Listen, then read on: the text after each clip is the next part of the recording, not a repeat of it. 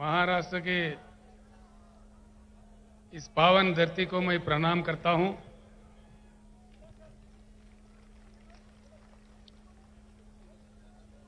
महाराष्ट्र राज्य के भारत राष्ट्र किसान समिति के अध्यक्ष आदरणीय श्री मानिक कदम जी, सीनियर नेता लोहा के एक्स-एमएलए श्री शंकर अन्ना दोंगड़े जी, श्री अन्ना साहेब माने पाटिल जी, श्री अब्दुल कदीर मौलाना जी, श्री हर्षवर्धन जाधव जी, श्री अभय पाटिल चिटगांवकर जी, श्री संतोष माने जी, श्री अप्पा साहेब माने जी, हरिभाव राठौड़ जी, दिलीप अन्ना गोरे जी, श्री प्रवीण जेतवाड़ जी, शिवराज बंगर जी, श्री फिरोज पटेल जी, लगता है फिरोज पटेल का हवा ज्यादा है।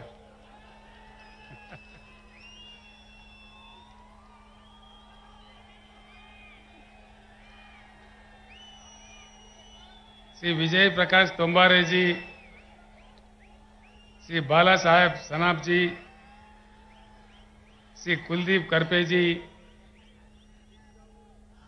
और तेलंगाना राज्य से मेरे साथ आए हुए हमारे सीनियर नेता बीआरएस पार्लियामेंट्री पार्टी के लीडर श्री केशवराव जी, हमारे आदरणीय एमपी श्री बीवी पाटिल जी, आदरणीय एमपी श्री संतोष जी, मेरे साथ आए हुए एमएलए एमएलसी, हमारे तेलंगाना राज्य के भूतपूर्व चीफ सेक्रेटरी जिन्होंने तेलंगाना मॉडल बनाने में, तेलंगाना राज्य बनाने में मेरे साथ जो 24 घंटा काम किए थे, ऐसे महान शख्सियत भूतपूर्व चीफ सेक्रेटरी श्री सोमेश कुमार जी और सभा में समन्वित सारे बुजुर्गों को, भाइयों को, बहनों को मैं प्रणाम करता हूं। सबसे पहले अभी हुआ है ईद, समाज में जितने भी हमारे मुसलमान भाई हैं, बुजुर्ग हैं, मैं आप तमाम लोगों को तहे दिल से ईद मुबारक पेश करता हूं।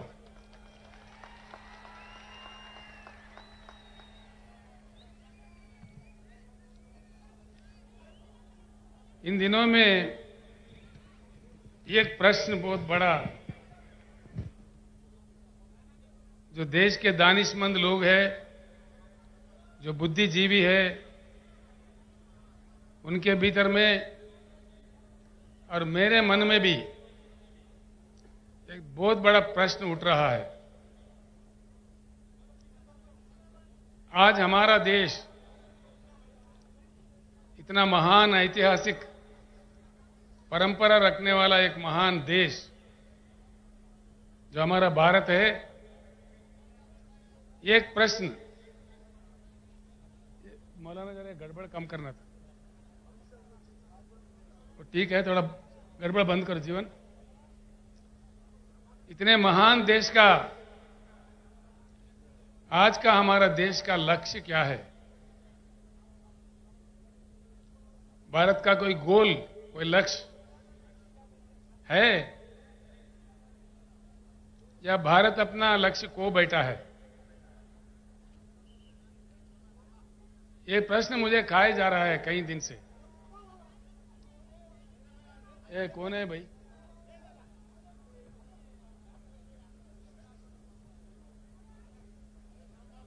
गड़बड़ बन जाए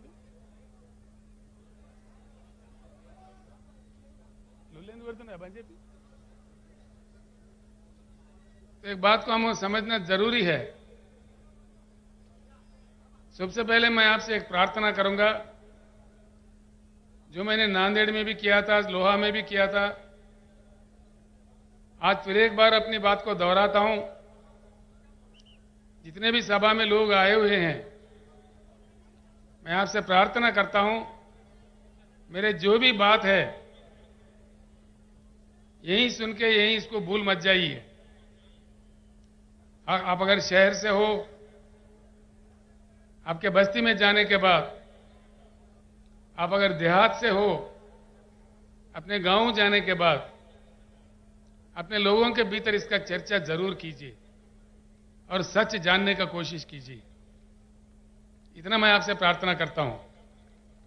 आज मैं जो भी कहूंगा, चाहे अच्छा है बुरा है, देश के लिए, हम सबके लिए, जरूर अपने अपने गांव में या शहर के अपने अपने बस्तियों में अपने साथियों के साथ, अपने घर वालों के साथ, अपने बस्ती वालों के साथ दया करके चर्चा कीजिए, ताकि बात निकल आ जाएगी।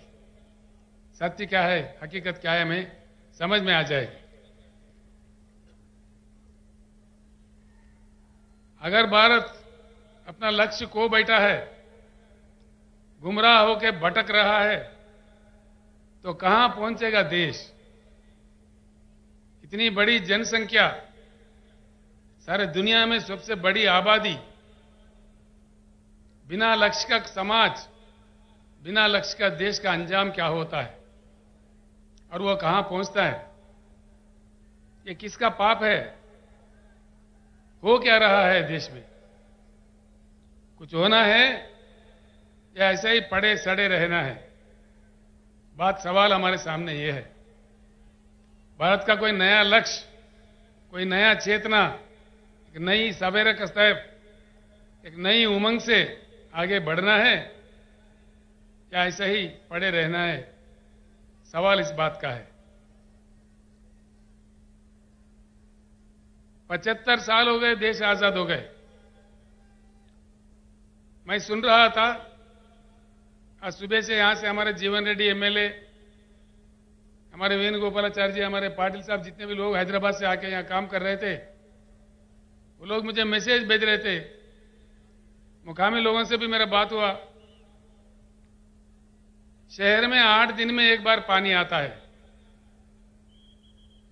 प्रकाश पोहरे जी जो देशोन्नति के मालिक है, मेरे साथी है, अकोला से आए हैं, उनसे भी मैंने मालूम किया तो वो भी कह रहे थे कि अकोला में भी यही हालत है। फिर कहां ठीक है? महाराष्ट्र राज्य में इतने नदियां निकलते हैं, शायद ही किसी राज्य से हिंदुस्तान में नहीं निकलते। गोदावरी है, कृष्णा है, पेनगंगा है, वेनगंगा है, मंजीरा है, भीमा है, घटप्रभा है, पंचगंगा है, मूला है, प्रवरा है, कितने कितने नदियां निकलते हैं। इतने नदियां निकलने वाले एक बलवान financial capital of India, Mumbai साथ रखने वाले राज्य पीने का पानी नहीं दे सकता। ऐसे हालात में भी हम लोग क्या मुतमैन हैं? दया करके सोचिए, जनता क्या मांग रही है? कोई सोने का ईंट थोड़ी मांग रही है, चांद सितारे थोड़ी मांग रहे। पीने का पानी भैया। इतनी लंबी लंबी भाषण के बाद, इतनी सरकारें बदलने के बाद,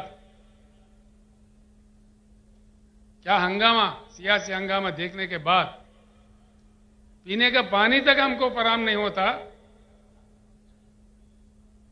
ऐसी भारत आगे भी रहना चाहिए या बदलना चाहिए? बेरोजगारी बढ़ रही है, लाखों उद्योग बंद हो रहे हैं, लाखों श्रमजीवी जो उसमें काम करते हैं, कामगार लोग रोड पे आ रहे हैं, और देश में पूरा जातिवाद, धर्मवाद, लिंग भेद खेल रहे हमारे आंखों के सामने। रोज बरोज हम देख रहे हैं। जो धनवान है, अमीर है, और अमीर होते जा रहे हैं।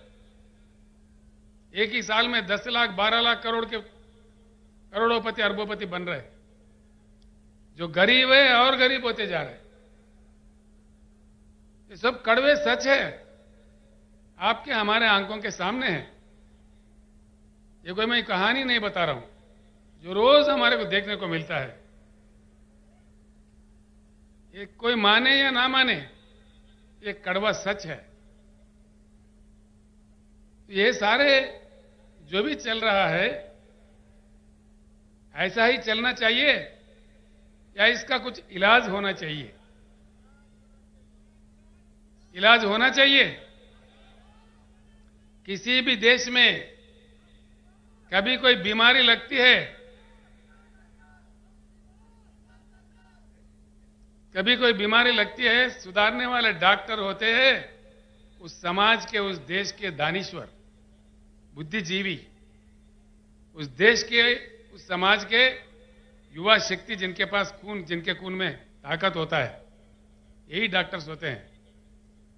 नौजवान भाइयों को मैं प्रणाम करके पूछता हूं, हम लोगों को तो उम्र गुजर रहा है, लेकिन ये कल का देश आपका है, भविष्य आपका है।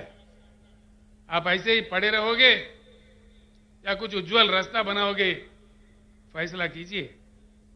और एक बात पक्का तय करके चलिए, हमारी जो समस्या है किसी भी दिन ये हमको ही सुलझना पड़ेगा। कोई अमेरिका से नहीं आएगा, कोई रूस से नहीं आएगा, कोई दूसरे देश वाले आके हमको नहीं सुधारेगा। सवाल यह है कितने जल्दी हम जाग जाए उतना ही हमारा सुधार होगा। जितना हम लेट कर दिए और बड़े अन्याय का सामना हमें करना पड़ेगा। एक ही बात सोचिए, हिंदुस्तान में कई महान किसान नेता पैदा हुए, कई लोग। सर छोटू राम जो आजादी से पहले पंजाब राज्य में काम कर रहे थे, उत्तर प्रदेश में महेंद्र सिंह टिकैत काम कर रहे थे, यहां अपना महाराष्ट्र में शरद जोशी के नेतृत्व में कई लोग, लाखों लोग काम कर रहे थे। कर्नाटक में प्रोफेसर नंजुंडा स्वामी, तमिलनाडु में नारायण स्वामी जी, आज पंजाब में राजोवाल जी, और मंच पर बैठे हुए हमारे भारत किसान समिति का राष्ट्रीय अध्यक्ष श्री गुरनाम सिंह चडोनी जी, ये सारे लोग लड़ते रहे। आखिर एक बात सोचिए, हिंदुस्तान में अगर लोकतंत्र है, लोकशाही है, तो 13-13 महीने किसानों को क्यों दिल्ली में, देश के राजधानी में धरना करना पड़ता है? कितनी दुर्भाग्यपूर्ण है। ये क्या स्थिति है? ये लोकतंत्र है? 13 महीने के बाद, 13 महीने के दौरान में 750 किसानों का मृत्यु हो गया। 750 लोगों को मरने पड़ते हैं इस देश में, जिसमें लोकतंत्र हम कहते हैं। ये क्या तमाशा हो रहा है देश में? उसके बाद प्रधानमंत्री खुद माफी मांगते हैं, कानून वापस लेते हैं। अभी और 13 महीने गुजर गए, होता कुछ नहीं है। क्या ये लोकतंत्र है, लोकशाही है? किसानों का ये मान्यता है?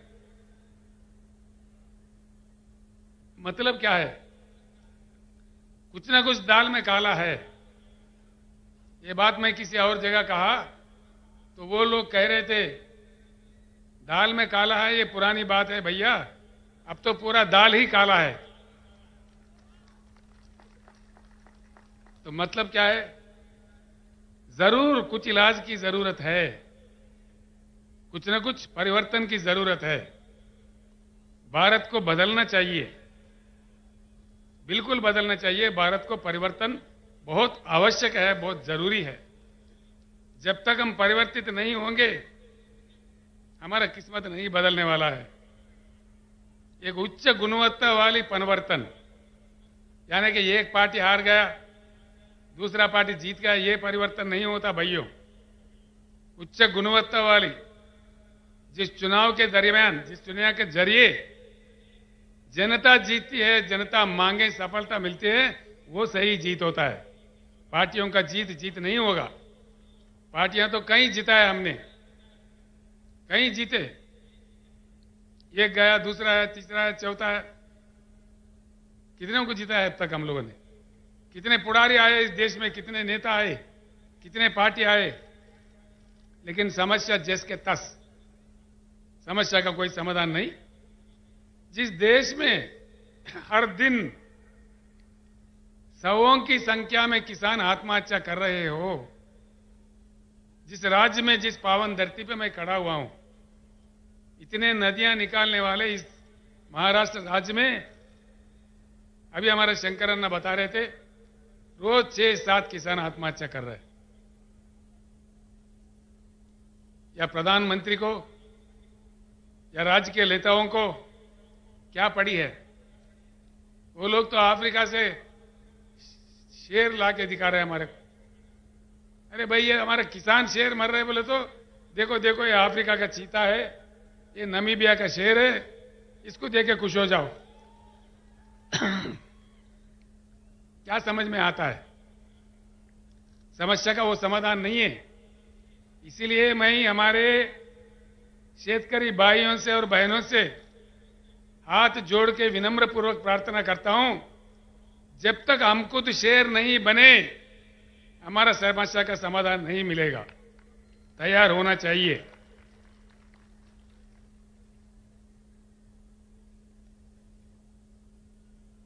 भारत को परिवर्तन होना होगा।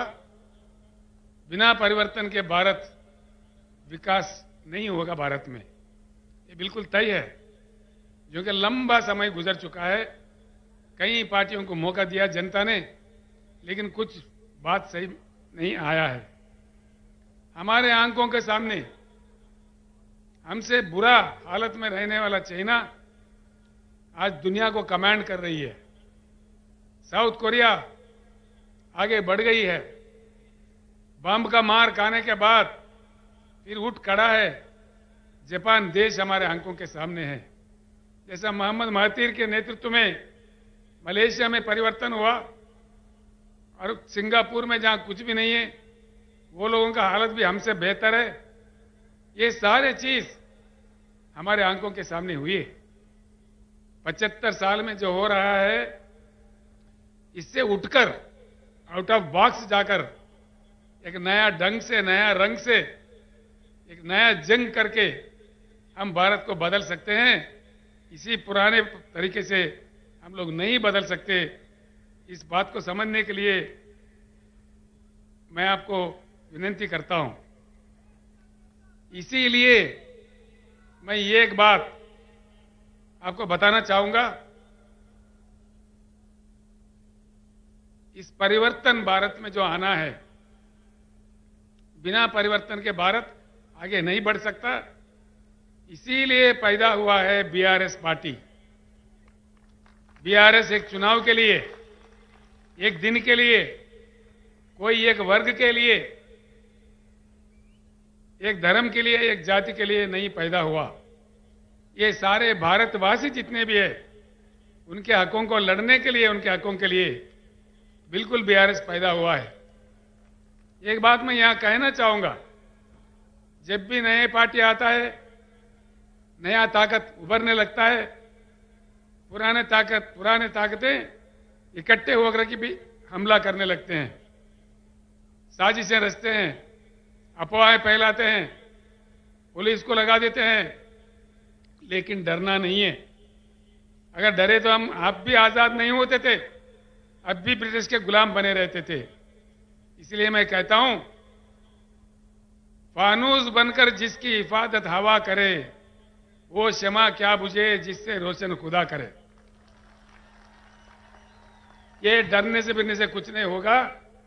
बिल्कुल, अगर हमारे जंग में नेकी है, हमारे जंग में ईमान है, तो जरूर हमारी जीत होगी।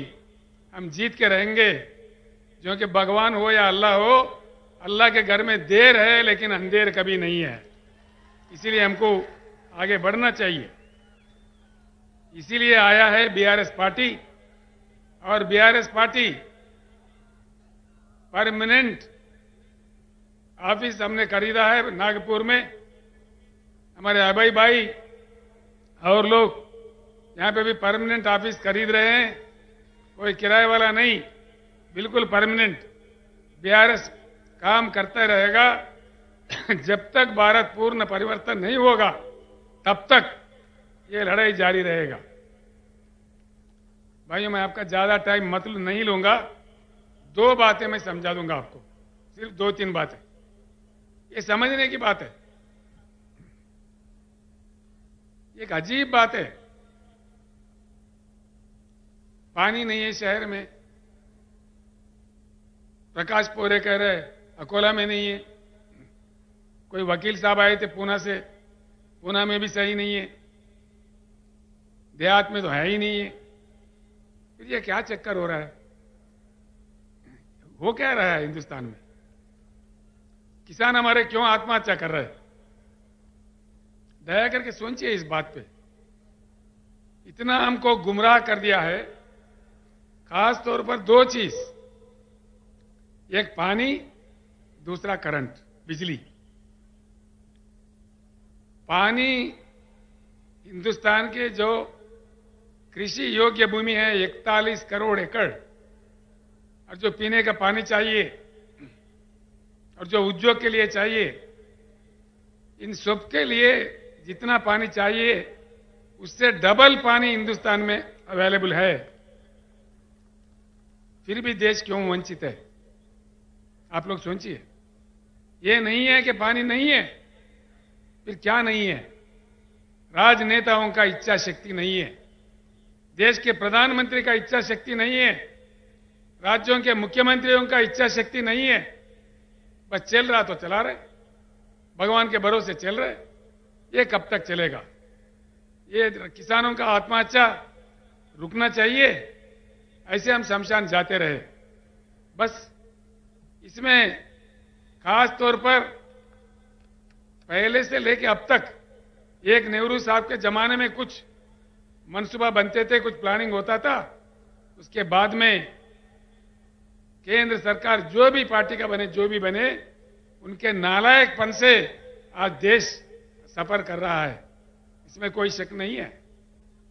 देश में जो उपलब्ध है पानी, जो हमारा अपना संपत्ति है, जो जनता के हक में है, ये समंदर में बहे जा रहे हैं और हमारे सरकारें तमाशा देख रहे हैं।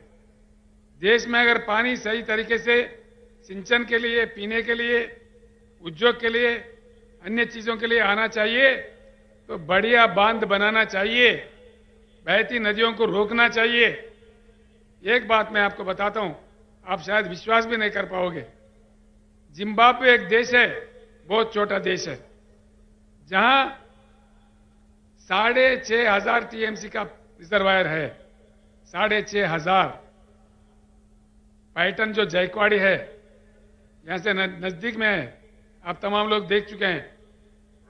100 टीएमसी है उसका। यानी कि जिम्बाब्वे जो रिजर्वायर की मैं जिक्र कर रहा हूं, वो पैटर्न से 65 बार बड़ा है, 65 बार।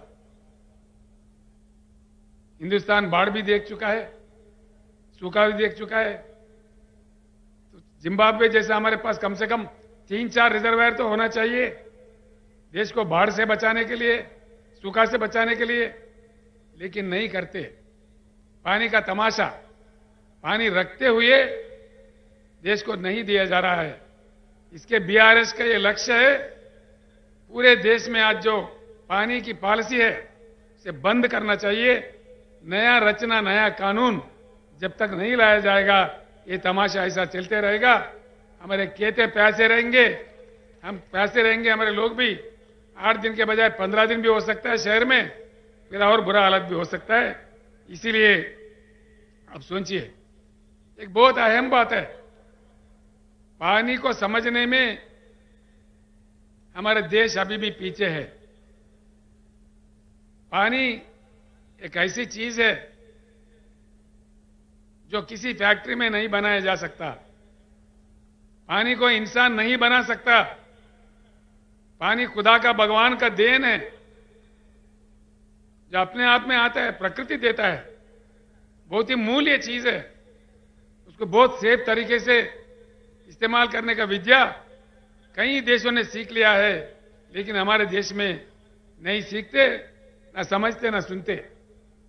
तो इसीलिए पानी का पूरी पॉलिसी बदलना चाहिए और हर चीज के लिए भरपूर पानी मैं ये एक बात कहता हूं भाइयों दोस्तों, महाराष्ट्र में बीआरएस सरकार बनाइए, 5 साल के अंदर हर घर में नल के साथ पीने का पानी मिलेगा, ये मेरा वादा आपके साथ है। हर शहर में, हर छोटे से छोटे गांव में जो आज तेलंगाना राज्य में मिल रहा है, हमने किया है वहां पे। हर घर में हैदराबाद के जो बड़े अमीर, बड़े बड़े धनवान, अरबोपति रहने वाला जगह जो जुबली हिल, बंजारा हिल्स है, वहां का पानी वहां के अमीर जो पीते हैं, आदिलाबाद जिला का गोंड भी वही पानी पी रहा है। और ये बात महाराष्ट्र में भी संभव है। और ये भी मैं आपको वायदा करता हूं, जितना जल्दी हो सके उतना जल्दी हर एकड़ में भरपूर पानी किसानों को दिया जाएगा। ये मैं वायदा करता हूं आपसे, जो आज तेलंगाना में हुआ है।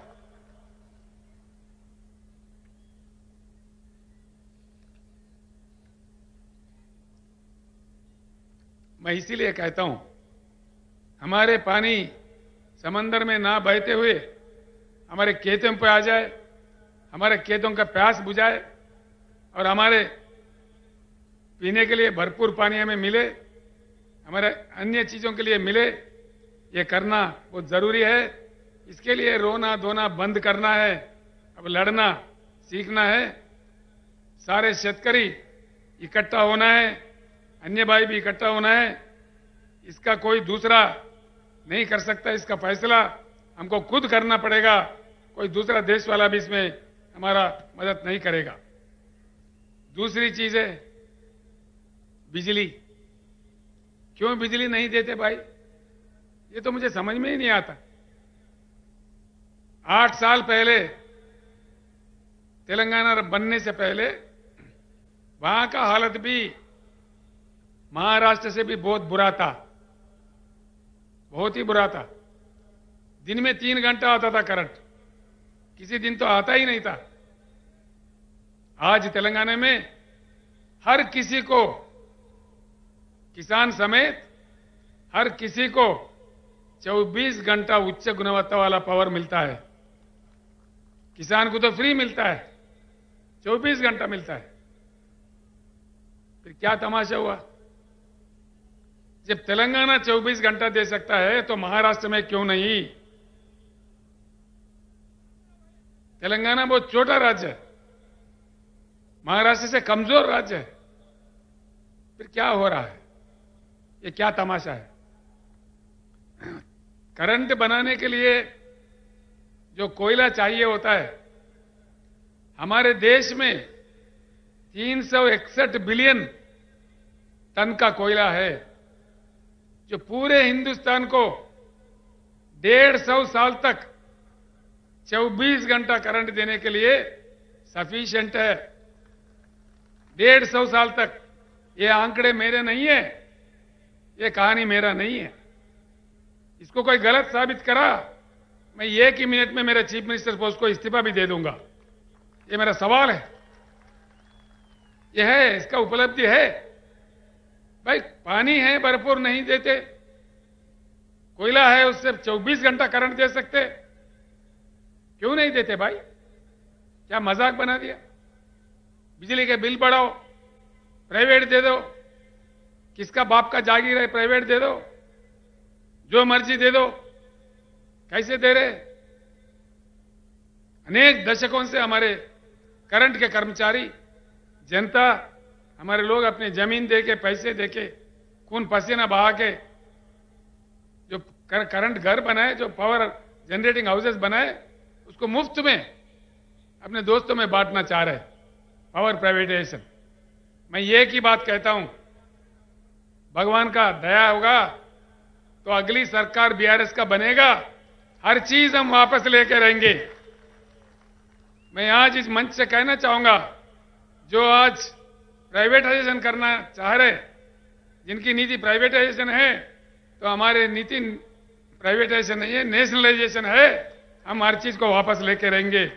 मैं आपको वायदा करता हूं। तेलंगाना राज्य, उसका जो मॉडल है, क्यों अमल नहीं हो सकता हमारे राज्य में, महाराष्ट्र में? तेलंगाना राज्य में हमने काफी कुछ सुधार किया है। तलाटी को हमने बर्खास्त कर दिया, कोई तलाटी व्यवस्था नहीं है। अब मोदी साहब कहते दिल्ली से डिजिटल इंडिया बनाओ, कहां गया भाई डिजिटल इंडिया? कहां गया? तो किसानों का रिकॉर्ड भूमि, वो जो भूमि है उसका रिकॉर्ड क्यों नहीं डिजिटलाइज कर रहे? हमने किया है तेलंगाना में। रजिस्ट्रेशन के लिए कई दिन सड़ने बढ़ने नहीं पड़ते, 15 मिनट में रजिस्ट्रेशन होता है, उसी समय पट्टा भी हो जाता है, फिर बार बार ना फिरना नहीं पड़ता है। ये काम महाराष्ट्र में क्यों नहीं होता भाई? तलाटी कितने पावरफुल है आपके, चीफ मिनिस्टर से भी पावरफुल है। हमारे तोरट साहब कह रहे थे मेरे से, ये तो ब्रह्मदेव, महाराष्ट्र राज्य में उनको ब्रह्मदेव बोलते, जिसके जमीन चाहो जिसका किस्मत लिख देता है। ये क्या हो रहा है? हम तानाशाही में हैं या लोकशाही में हैं? ये क्या? हम इसीलिए तेलंगाना असेंबली में कानून पास करके तलाटी व्यवस्था को ही बर्खास्त कर दिया है, सारे डिजिटलाइज कर दिया है। इसीलिए किसानों के लिए जो सालाना एकड़ को 10,000 रुपए हम बेचते हैं, हम कोई ऑफिसर के जरिए नहीं बेचते। किसान को उस पैसे लेने के लिए कोई दफ्तर जाना नहीं पड़ता। हैदराबाद में हम डाल देते हैं तो सीधा उनके बैंक अकाउंट में जाता है, बीच में कोई दलाल मट्टी कुछ नहीं है, 1 रुपए का भी रिश्वत नहीं देना पड़ता। और किसानों के लिए जो बीमा का सुविधा हमने किया है, किसान के मृत्यु होने पर 5 लाख देने का, वो भी कोई दफ्तर नहीं जाने पड़ते। उसके 8 दिन के अंदर उनके घर, वो किसान जिनका मृत्यु हुआ, वो जिसका भी नॉमिनेट किया, 8 दिन के अंदर 5 लाख उनके घर पहुंच जाता है। किसानों का जब दान हम खरीदते हैं, हर एक दाना 7,100 केंद्र खोल के तेलंगाना में हम खरीदते हैं। अभी खरीद रहे, अभी धान की फसल आ रही है, बड़ी तादाद में आ रही है। हम 7,000 केंद्र खोले हैं, अभी कारोबार चालू है, कोई भी आके देख सकता है तेलंगाना को, यहां से कोई इतना दूर भी नहीं है। उसका पैसा भी सीधा किसान के बैंक खाता में जाता है, कोई दलालों का शिकार नहीं है।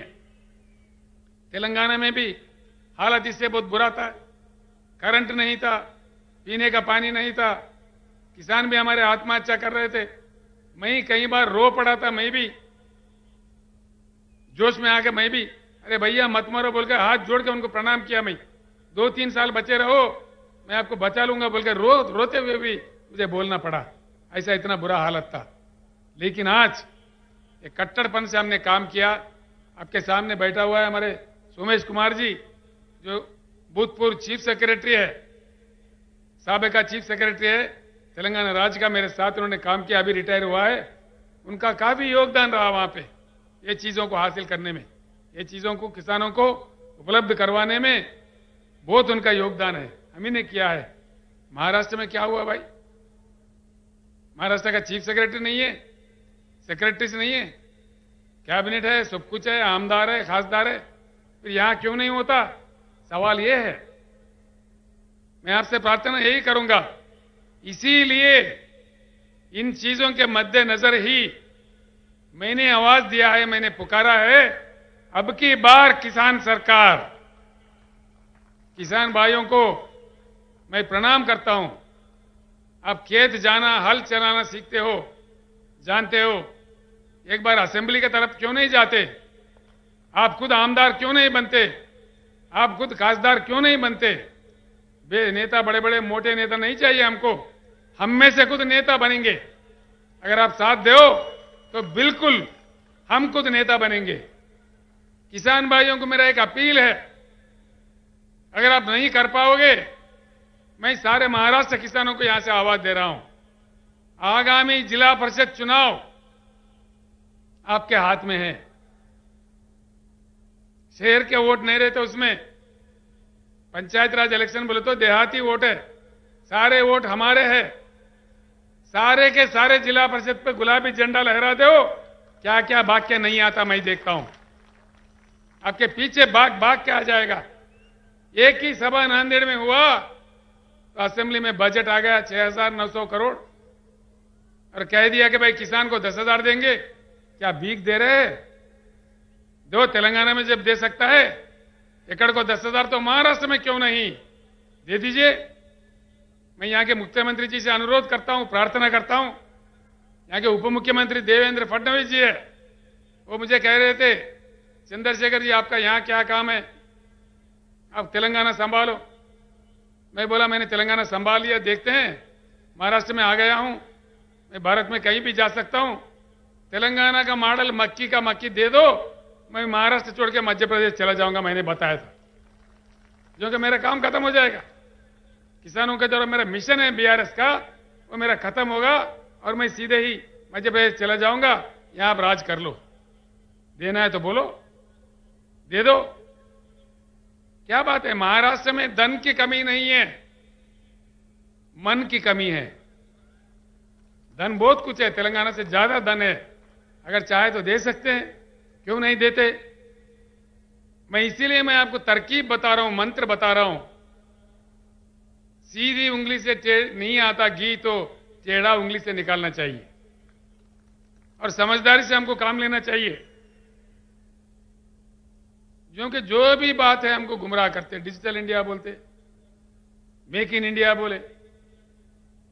यहां इस शहर में कितने चाइना बाजार है भैया? 100 के ऊपर है मेरे ख्याल से। गली गली में एक चाइना बाजार है। मेक इन इंडिया में सच्चाई है तो भारत बाजार रहना चाहिए ना, चाइना बाजार क्यों आ रहा है? किधर गया मेरा भारत बाजार? सब जोक करते हैं लोगों से, मजाक करते हैं, अपने मजाक उड़ाते हैं। Make in India joking India हो गया, डिजिटल इंडिया का एक मजाक हो गया। तो देख लीजिए, सोचिए मैं जो कह रहा हूं। पूरा तेलंगाना मॉडल यहां हासिल करना है तो जिला परिषद चुनाव में आप एकदम गुलाबी झंडा लहरा दीजिए। सारे भाग भाग के आ जाएंगे, दिल्ली से मुंबई से सब भागने लगेंगे गांव में। ये आप कीजिए। दूसरा भी एक बात है जो मैं आपके सामने रखता हूं। दलित भाई है हमारे, आदिवासी भाई है, किसान भाइयों की समस्या है। दलित भाई कब तक रहे ऐसे गरीब बने रहे? क्या उनकी किस्मत में यही है? हजारों साल से उनको हम सताए। आज देश का फर्ज बनता है उनके पीछे खड़े रह के उनके भी विकास के लिए काम करना हर व्यक्ति का, हर भारतीय का फर्ज बनता है। इसको हमें गर्व से स्वीकारना चाहिए। दलित भाई हमारे भाई है, इसीलिए हमने दलित बंधु काम भी शुरू किया है। फडणवीस साहब, आप भी दलित बंधु शुरू करो। महाराष्ट्र में मैं महाराष्ट्र छोड़ दूंगा, किसी अन्य जगह जाऊंगा। दीजिए दलित बंधु, क्यों नहीं देते? जिस राज्य में अंबेडकर साहब का जन्म हुआ, पूरे देश के लिए, दुनिया के लिए उन्होंने काम किया। इसीलिए हमने अंबेडकर जी के यादगार में, उनके पूरे भारत में प्रतिष्ठावान 125 फुट वाला उनका मूर्ति वहां खड़ा किया हैदराबाद में। और अब हैदराबाद, तेलंगाना का जो मंत्रालय है उसका नाम भी डॉक्टर BR अंबेडकर मंत्रालय रख दिया हमने। ये काम हमने किया है, ये काम होना चाहिए। मैंने प्रधानमंत्री जी से अनुरोध किया, प्रधानमंत्री जी आपने जो नया पार्लियामेंट बिल्डिंग बनाया दिल्ली में, अगर आपको प्यार है, मोहब्बत है तो उस बिल्डिंग को भी अंबेडकर जी का नाम दीजिए, पूरे देश खुश हो जाएगा। ये मैं अनुरोध करता हूं। दूसरा एक बात मैं बताना चाहूंगा, हमको किसी चीज की अपेक्षा है तो उसी चीज का हमको काम करना चाहिए। अगर फल खाना है, फल की अपेक्षा है तो फल का पेड़ लगाना चाहिए ना, तभी फल मिलेगा। पेड़ कांटों का लगाओ, फल की अपेक्षा करो, कहां से मिलेगा भाई? मिलेगा? नहीं मिलेगा। दूध का अपेक्षा है, गधों को घास डालो और दूध से, गाय से दूध मांगो, मिलेगा? घास गाय को डालो तभी दूध मिलेगा। अब गधों को डाल के गाय के पास से दूध कहां से मांगोगे? तो जब हम काम कर रहे हैं, जब अपने वोट का इस्तेमाल कर रहे हैं, सही वोट देना चाहिए। किसको देना चाहिए? हमारे भलाई के लिए कौन काम कर रहा है, कौन तड़पता है, उनको देख के हमको काम करना चाहिए। तभी जाके हमारा एकता ही हमारा समस्याओं का समाधान है। खास तौर पर किसान भाइयों से, दलित भाइयों से मैं हाथ जोड़ के कहता हूं, आत्महत्या करना हमारा समस्या का समाधान नहीं है। हमारा समस्या का समाधान हमारे हाथ में है। हमारा वोट में इतना ताकत है, तो इसको एक बार के लिए अपना वोट अपने लिए इस्तेमाल करो। आप खुद सरकार बन जाओ। जो नीति हमें लिखना है लिखो, अपना किस्मत बदलने का पूरा प्रयास करो। आज के बाद मैं अपने भाषण खत्म करने से पहले मैं आपको बताना चाहूंगा, आज के बाद आप लोग सोचिए, अपनी जाति किसान जाति होना चाहिए, अपना धर्म शेतकारी धर्म होना चाहिए, अपना अस्त्र शस्त्र अपना वोट होना चाहिए, अपना लक्ष्य किसान सरकार लक्ष्य होना चाहिए, शेतकारी सरकार शेतकारी राज लक्ष्य होना चाहिए। ऐसा करके हम लोग किसान राज का स्थापित करते हैं, फिर आगे बढ़ते हैं। कैसा नहीं आएगा जैसा तेलंगाना में आया, नदी बाग के आया, वहां कोई पानी का पट्टी भी नहीं है। किसानों के लिए पानी पट्टी नहीं है, करंट के लिए कोई बिल नहीं है, फ्री में देते हैं, पूरे दान खरीदते हैं। ये सारी चीज यहां बहुत आसानी से किया जा सकता है। तेलंगाना का मक्की कॉपी करो ना भाई, खत्म हो गई बात, हो गई बात। और उसमें क्या है, कौन से ब्रह्म बोझ है उसमें? तो इसीलिए सब मिलकर एक बार कहते हैं, अब की बार। आवाज सुनने में नहीं आ रहा, इतना ठंडा है महाराष्ट्र के भाई, शेर है महाराष्ट्र के। अब की बार, अब की बार, अब की बार। धर्मस्य विजयोस्तु अधर्मस्य विनाशोस्तु, प्राणिषु सद्भावनास्तु, विश्वस्त कल्याणमस्तु। जय महाराष्ट्र, जय भारत। मैं